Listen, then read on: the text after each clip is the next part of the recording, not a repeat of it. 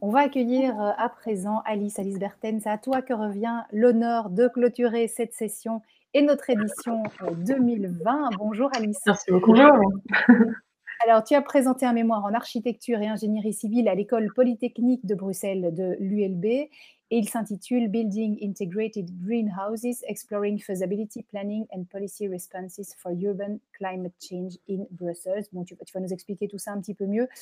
Ton promoteur, c'est Ahmed Khan, qui est professeur à l'École polytechnique de Bruxelles à l'ULB. Alice, c'est à toi pendant 3 minutes et puis on se retrouve juste après. Merci beaucoup. Bonjour. Alors, aux Bruxellois présents qui passent des heures bloqués dans les bouchons, vous devez savoir que c'est en partie lié aux carottes de votre souper. En effet, la population urbaine est en constante augmentation depuis des décennies et elle ne ralentit pas. La ville, malheureusement non extensible à volonté, rencontre de plus en plus de soucis, dont celui de l'approvisionnement en nourriture. Actuellement, le système alimentaire marche sur la tête, faisant venir des produits de l'autre bout de la Terre à n'importe quelle saison, créant de la pollution, des bouchons, des déchets et un éloignement progressif physique, certes, mais aussi psychologique avec notre nourriture. Pour remédier à ce problème, j'ai décidé d'étudier un espace très souvent vacant et disponible en région urbaine, les toits. Alors sur ces toits, on placerait des serres couplant certains flux avec le bâtiment en dessous, comme celui de la chaleur pour refroidir ou réchauffer les espaces de vie, celui d'eau de pluie pour l'arrosage et les sanitaires, le compost produit par les citadins et le flux de CO2 que nous rejetons qui peut aider à la croissance des plantes. L'avantage de ces serres intégrées, c'est qu'elles sont complémentaires au bâtiment. Donc, elles s'appuient sur leurs faiblesses pour augmenter l'efficacité de la production alimentaire et ainsi le métabolisme du bâtiment plus serre tend vers une autonomie de régulation dans un système win-win. Dans mon mémoire, j'ai d'abord analysé les différents types d'agriculture urbaine, puis l'implémentation des serres intégrées et le couplage des flux. Et pour analyser la faisabilité à Bruxelles, j'ai étudié les lois d'urbanisme, puis avec le programme SIG, j'ai recensé les toits disponibles pour finir avec 3 cas d'études précis dans 3 fonctions de bâtiments différents. Malheureusement, je dois vous dire qu'en conclusion, les serres sur les toits ne sont pas la solution à l'autonomie alimentaire. En théorie, il y a de l'espace et le potentiel est loin d'être négligeable, mais l'installation des serres alimentaires dans le parc immobilier actuel est techniquement complexe et demande de grands investissements qui mettent longtemps à devenir profitables. En revanche, si une loi proposait d'adjoindre une serre au nouveau bâtiment en construction, les bénéfices seraient nombreux. Par sa typologie interstitielle, l'agriculture urbaine impose une agriculture respectueuse de l'environnement, sans intrants pétrochimiques ni tracteurs. Et bien sûr, ce type d'agriculture demande plus de main-d'œuvre, mais c'est aussi l'un des défis de l'agriculture urbaine que de créer des emplois non délocalisables. Pour pouvoir consommer des fruits et des légumes frais qui ne connaîtront jamais les cales réfrigérées des avions ou des bateaux. La ville ne saura jamais se passer de ces fermes périurbaines, c'est certain, mais néanmoins, l'agriculture urbaine, par sa proximité, offre aux habitants une réalité qui avait fui la ville il y a quelques décennies. Elle est claire, elle éduque et elle améliore la qualité de vie. Donc, à mon sens, réapprendre à se nourrir, c'est un enjeu vraiment crucial pour notre avenir.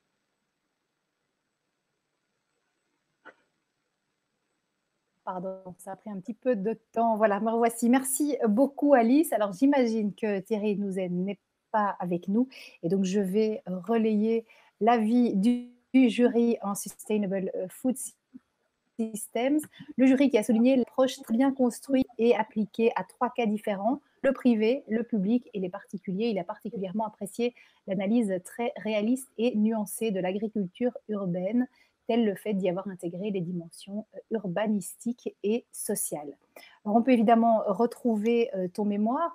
Alors, à travers ce projet que tu développes, d'abord, je salue les petits dessins. Ils sont de toi? Ah non, non, pas, les dessins que j'ai mis là, c'est Lux Skeuten. Ah Il y a un voilà, je me architecte disais, on était entre bruxellois. Lux Skeuten et Vincent Calbo. Voilà, Ouais, c'est ça.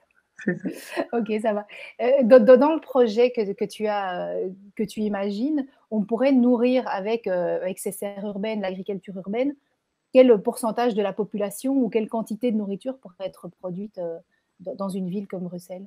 Bien, avec les serres sur les toits, donc mon étude avec tous les toits disponibles, si on utilisait vraiment tous ceux qui sont là actuellement, avec un certain type d'agriculture urbaine, on pourrait, ce sont des chiffres théoriques, hein, aller jusqu'à 25-30%. Mais c'est pas du tout réalisable parce qu'en vérité, il y a des toits qui sont pas accessibles, il y a des toits qui ont une géométrie trop complexe pour y installer des serres.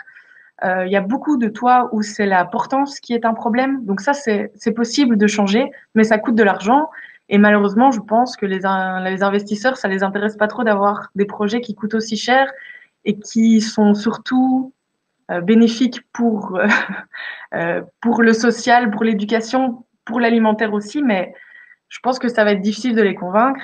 Et donc c'est pour ça que moi, dans mon projet, c'est vers surtout les lois d'urbanisme que je me tourne parce que si on pouvait changer, il y a déjà des lois qui changent pour mettre des toits verts, par exemple. Solution qui est assez intéressante, mais pour moi, je pense qu'on pourrait pousser l'affaire encore un peu plus loin. Au lieu de mettre juste des toits verts, mettre des toits qui deviennent productifs alimentairement. Et, euh, et donc voilà, mais donc ce chiffre, il est vraiment à revoir à la baisse. Néanmoins, le projet Good Food, donc c'est le projet pour rendre Bruxelles plus résilient en nourriture, lui a un objectif de 30% aussi, avec contenu tous les types d'agriculture urbaine, quoi. Et ça, Et je pense que c'est réalisable. ouais, tu parles de nouvelles lois avec les toits verts, c'est sûr. Je pense qu'on est nombreux à y avoir été confrontés. Ça veut dire que, à tes yeux, il faudrait obliger les particuliers à cultiver sur leur toit? Peut-être pas les particuliers, parce que les particuliers, surtout à Bruxelles, où les bâtiments sont souvent en copropriété, ça va être difficile d'obliger les gens à en prendre soin. Mais s'il y avait des partenariats avec des gens qui développent l'agriculture urbaine sur des toits plutôt du genre plus commerciaux, d'une certaine taille déjà, ça, c'est vraiment au niveau isolation, au niveau chauffage, au niveau récupération de l'eau et CO2. Donc ça, je disais, c'est dans les bâtiments publics, surtout, on respire beaucoup la journée. C'est hyper intéressant de rejeter ce CO2 dans les serres qui vont faire pousser les légumes plus vite et donc augmenter la production.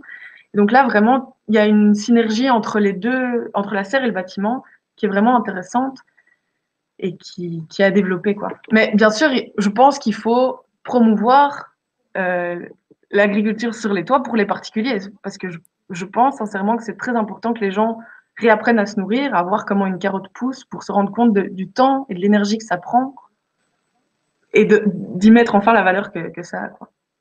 Bah, je pense que la tendance est, voilà, va dans ce sens-là en ce moment et que justement ce confinement a aussi contribué à ce que plein de particuliers s'y mettent. Mais est-ce que tu as parlé de ce projet de serre sur les toits des nouveaux bâtiments bruxellois à des décideurs politiques, par exemple? Non, j'ai pas parlé à des décideurs politiques, j'ai parlé avec certains employés du projet Good Food, mais j'ai parlé avec Steven Bakers, qui est l'architecte qui a mis les serres sur les toits de l'abattoir, et qui lui m'expliquait que c'était assez compliqué de convaincre les gens de l'utilité que ça avait. Mais néanmoins, je pense vraiment qu'il y a du potentiel derrière, quoi. Mhm. Alors, Anne Verskur nous demande, ben, les dessins de Schouten sont exemplaires, mais imaginaires. Alors, comment réaliser cette vision? Bon, il y en a d'autres qui le font, hein, je pense. Enfin, je pensais, je citais Vincent Calbeau tout à l'heure. Il propose aussi ce type d'agriculture urbaine sur des bâtiments. Ouais.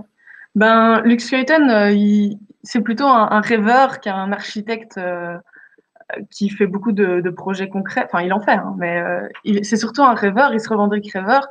Et alors, il dit qu'en fait, il fait ça aussi, c'est pour comment dire, nous donner un rêve à suivre.